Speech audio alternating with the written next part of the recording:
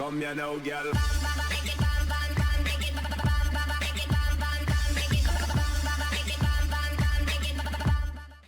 Hi, Bonbon here.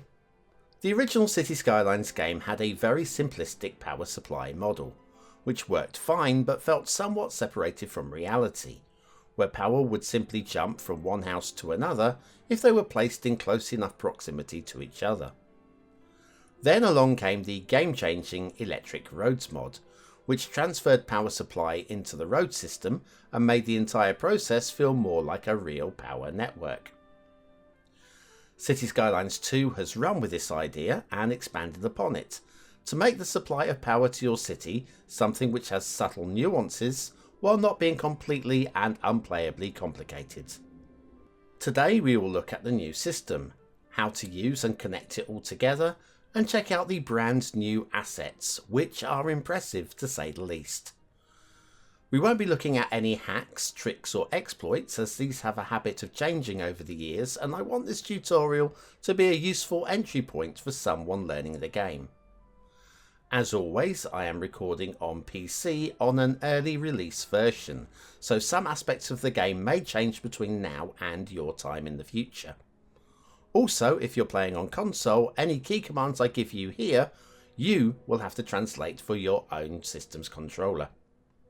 And so, before we move on, I'd like to ask you to help me. And all you need to do is click the like button. It would be rude not to. So, there are three aspects to power supply in Cities Skylines 2. Power generation, where the power is produced. The distribution network, aka the power lines. And the power consumption, otherwise known as the end user. Let's start with the main new mechanic, that being that there are now two different types of power, high voltage and low voltage. Generally speaking, high voltage is what comes directly out of the power station. High voltage electricity is transferred using power lines, either to a transformer or to an outside connection. The transformer station converts high voltage into low voltage electricity, which is then supplied via the roads using inbuilt cables. With the exception of highways, these cables are installed directly whenever you lay a new road. The transformer station, when placed at the roadside, will automatically connect to the low voltage cables in the road. All you need to do is connect the high voltage lines to the other end. Transformers can handle up to 80 megawatts, which will be quite enough for a large neighbourhood. Note though that while they don't emit any ground or air pollution, transformers aren't the quietest with a medium rating for noise pollution. So be sure to tuck them away behind some commercial or towards the edge of town. Each road can carry a maximum of 40 megawatts, which is a lot. But the further you build from your transformer, the more likely that not enough power will be able to push through the lines, or perhaps, depending on your street layout, a bottleneck might occur where there are limited routes to the demand. Note that you can add power cables to highways, unlock advanced road services with development points, and then go to road services in the road tools menu, and add lighting to the highways that you want to carry power. Do keep your eye out for power shortages, and if in the info screens you can see that you are providing more than enough electricity, then maybe look to add a new transformer closer to the problem area. There is of course no real need to micromanage, but if you are interested to see which properties are soaking up all of the power, then click the power button in the info views and the power lines under the roads will light up with a golden glow. Not only can you see in which direction the power is flowing, but if you hover your cursor over the street, you can see the current load, and each property's individual connection will show you how much they are pulling from the network. While there's nothing much you can do to affect this, all the obvious demands are there. The more people in the household and the more households in the property, the more power it is likely to use. One option you do have is to set a policy to educate your citizens on how to make energy savings. This is done with the Districts tool. Draw out your new district. Click on the district's name, check Energy Consumption Awareness, and now this district should see a saving of 5%, which, while not huge, will add up across the city as a whole. Remember also, there will be power dips and spikes, with less demand at night as people sleep, and conversely more demand during hot or cold weather while people turn on their air conditioning or heating. At the other end of the scale, industrial units are mostly high power consumers. If there isn't a power station in the immediate area, it may be prudent to add a transformer to bolster supply. Of course, you can now also connect your high voltage lines to an outside connection, with any surplus production being automatically sold off to neighbouring cities. There is absolutely no reason for you not to do this, as even without the power supply exploit, why wouldn't you want to subsidise your power production by selling off the excess? While roads will most likely carry the bulk of the power around your city, there will be times when only dedicated power lines will do. In the power menu, in the toolbar at the bottom, you will instantly have access to power cables and power lines. Power lines connect to your high voltage network, while electric cables can extend low voltage power to outlying demand. High voltage power lines carry up to 400 megawatts and cost $1,250 per kilometre to install and $125 per kilometre to maintain. Electric cables carry up to 80 megawatts and cost $250 per kilometre to install, but have no maintenance. Power lines and electric cables can also be built underground using the page down button, hiding away some of those unsightly pylons.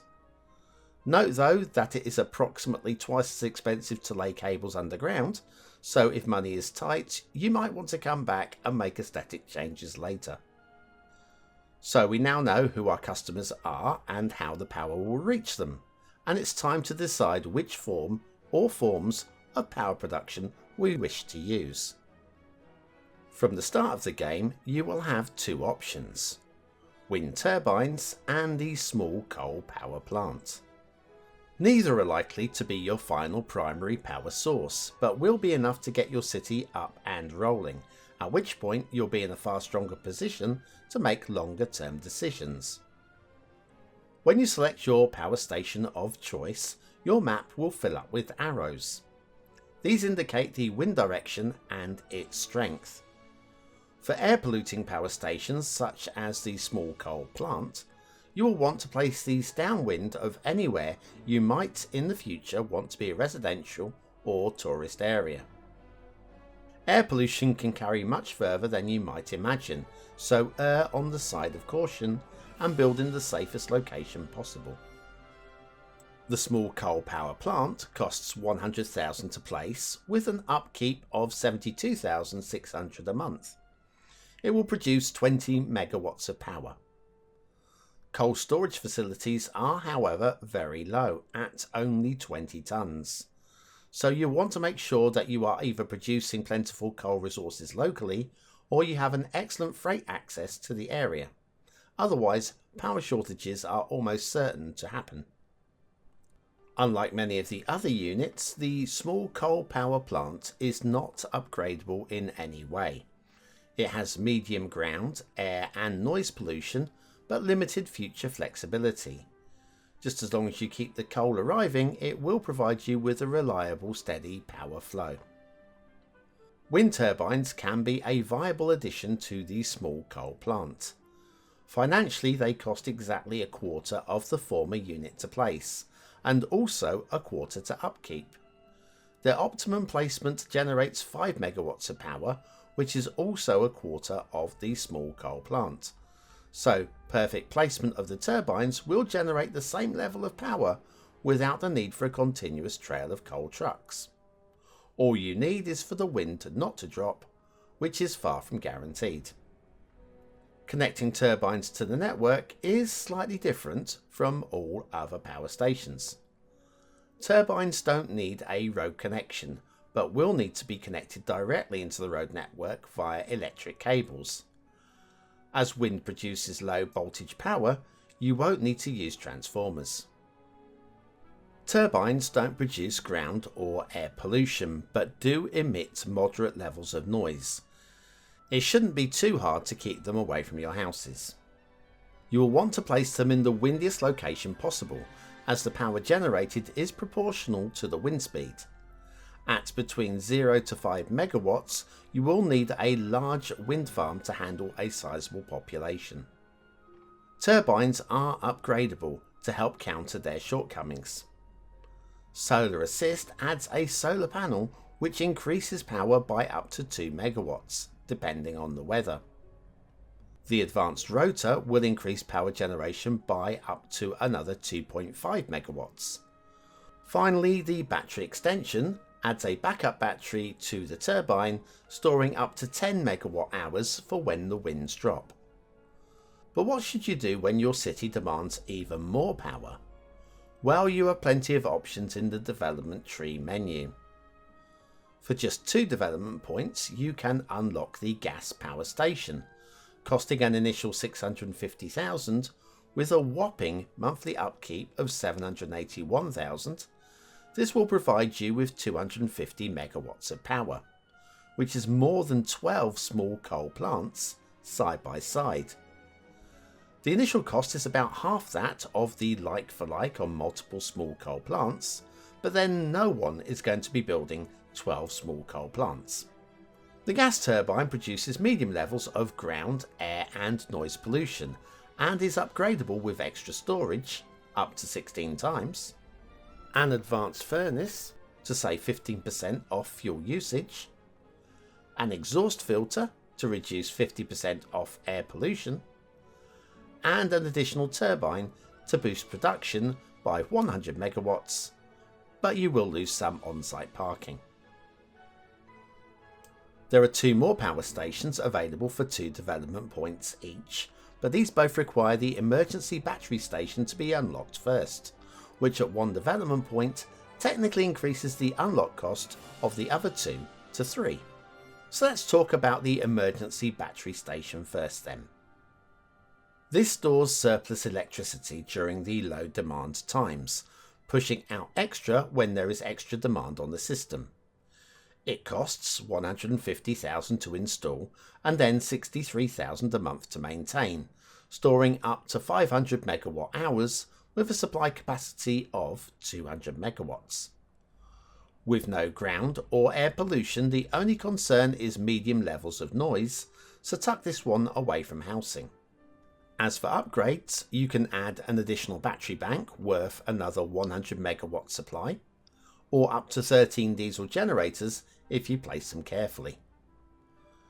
Now you have your battery station unlocked, you can develop either the geothermal or hydroelectric power plants. Both need water, but in very different ways. Geothermal requires the new resource of a groundwater deposit. When you select the geothermal plant from the toolbar, groundwater deposits will be clearly shown on the map. Placement may seem awkward at first, but it's simply the game reading the location of your cursor. Zoom in and check to make sure that the land has a blue colour grading. Note also that the energy produced relates to the strength of the blue shading, and it is always worth moving the asset a few yards to guarantee extra production. Costing $750,000 to install and another $378,000 a month to maintain, geothermal will generate you up to 150 megawatts of electricity. But don't lean too heavily on this, as it is dependent on the water source you are drawing from. Note also that the station is surprisingly polluting, with medium ratings in each of ground, air and noise, which will pollute the groundwater, so ensure that you aren't getting your drinking water from here too. This is upgradable with an extra turbine for up to an extra 100 megawatts of zap. The binary cycle upgrade will squeeze up to an extra 500 megawatts from the plant, while the high voltage substation extension will allow you to have extra lines running from the plant, almost 40 of them, if you are insane. The hydroelectric power station, or dam as some will call it, might be the mother of all generators, producing up to a monster 20,000 megawatts. That's over 26 times more than the highest other alternative. Dam placements can be a little bit tricky, with multiple warnings popping in and out as you try to make it work, and I'm planning a future tutorial to handle this, so if this troubles you, make sure that you are subscribed right now.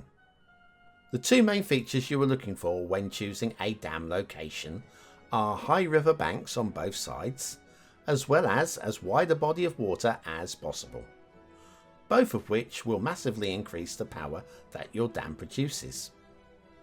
Dams cost 1.5 million to place and another 126,000 a month to maintain, no matter what the size, with the only additional costs being the length of the road on top, so it does pay to go large.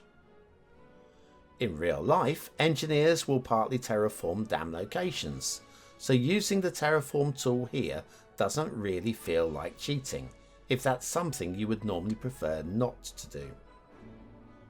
There's no ground or air pollution from dams, but they are very loud, so again, make sure you build away from the plant. Also, and probably more importantly, beware upstream, as your new dam will create a reservoir, so plan very carefully. We're still not done. There are 3 more power options, though these don't have any awkward placement requirements. The regular coal power plant has a footprint almost 9 times larger than its smaller entry-level cousin. At £1 million to build and 639,000 a month to maintain, it produces 300 megawatts, 15 times the level of the power of the little guy. With higher levels of all pollutants, you may wonder why you would choose one mega main central station rather than several smaller units dotted around the city. The big advantage here is that unlike the small coal station, which has a drop and forget building, this unit has no fewer than 4 available upgrades. Want more power? The advanced turbine has you covered, pumping out an extra 100 megawatts. This sits in the location of the stacks of coal storage, but interestingly, no actual storage is lost, and the placement is merely aesthetic when it comes to the missing coal piles. That 500 ton of coal storage not enough for you? You can add multiple coal storage yards around your complex, up to 8 if you really want to go crazy. The 2 remaining upgrades we've previously seen on the gas plant, the advanced furnace and the exhaust filter, which saves 15% of fuel usage and reduces 50% of air pollution respectively. The last remaining 4-point power station is the sprawling bank of solar collectors. With no ground or air pollution, this is another generator with high noise emissions. Costing 1.5 million to install and 378,000 a month to maintain, weather dependent, it will produce up to 200 megawatts. It has 3 available upgrades, 2 of which are extensions. The advanced tracking system can draw up to another 100 megawatts from the sun. The high voltage substation extension allows for an extra line out, with a possibility of over 30. Not that you'll need them all, which is a good thing, because it wouldn't leave any space for the backup battery extension, which adds 50 megawatts boost each and every time you place one down. This leaves us with the mother of all power stations, nuclear. Costing 5 million to place and another 1.26 million a month to maintain, this monster will generate 750 megawatts with no ground or air pollution. It is very loud though. Similar to the plop and place small coal power plant, the nuclear power station doesn't have any upgrades to invest in. So, providing power to all the resource-hungry customers is an expensive business. There's room to make a lot from energy generation, but also to lose heaps too. Remember to keep an eye on the budget, especially in the early months of your build. You can cut back significantly on your outgoing supply investment, especially if your network isn't linked up to an outside connection. And that is it. I know today has been a little bit longer than my regular tutorial, but there wasn't a natural break, so I figured I would just go for it. If you made it all the way through, reward yourself, if you haven't already done so, by stroking that cuddly like button. Feels good, doesn't it? As always, a big shout out to all the Bonbon Buddies on Patreon and YouTube membership for their continued and valued support of the channel. Thanks for watching, for commenting, for liking and for subscribing. I've been Bonbon B, and you've been very, very welcome.